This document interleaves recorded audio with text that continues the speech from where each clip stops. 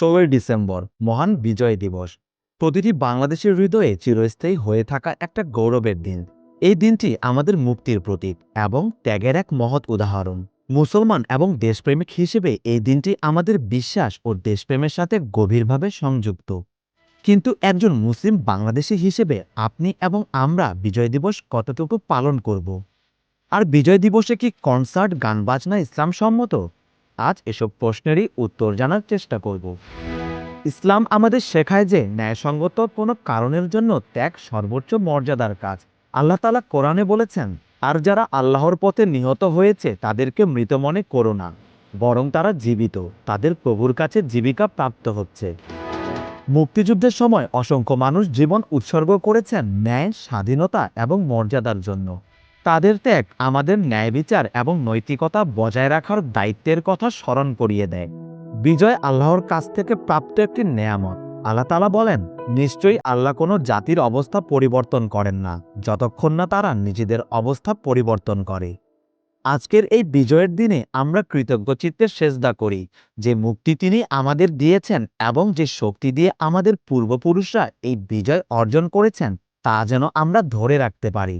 মনে রাখবেন, স্বাধীনতা শুধুমাত্র একটি অধিকার নয়, এটি আল্লাহর দেয়া একটি নেয়ামত যা আমাদের রক্ষা করতে হবে।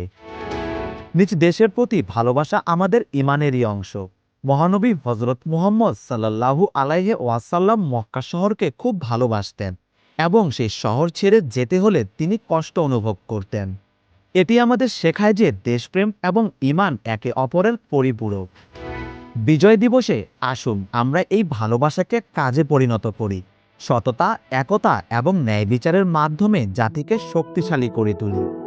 নবীজি সাল্লাল্লাহু আলাইহি ওয়াসাল্লাম বলেছেন, তোমাদের মধ্যে সর্বোত্তম ব্যক্তি সেই যে নিজের জনগণের উপকারে আসে। বিজয় দিবস কেবল অতীতকে স্মরণ করার দিন নয়, এটি ভবিষ্যৎ গড়ার দিন। 1971 সালের ত্যাগ আমাদের আহ্বান জানায় বিভেদ ভুলে একতাবদ্ধ হতে, সততার সঙ্গে কাজ করতে এবং নিঃস্বার্থভাবে জাতির সেবা করতে। মুসলমান হিসেবে আমাদের দেশপ্রেম শব্দে নয়, কাজে প্রমাণ করতে হবে।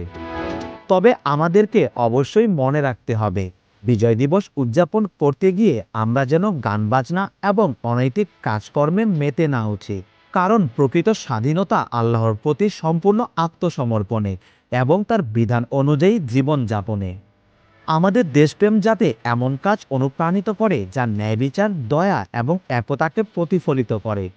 আসুন ঈমান ও দেশপ্রেমের আলোক শিখা আমাদের হৃদয়ে জ্বালিয়ে রাখি। আল্লাহু আকবার। বাংলাদেশ শান্তিময় হোক।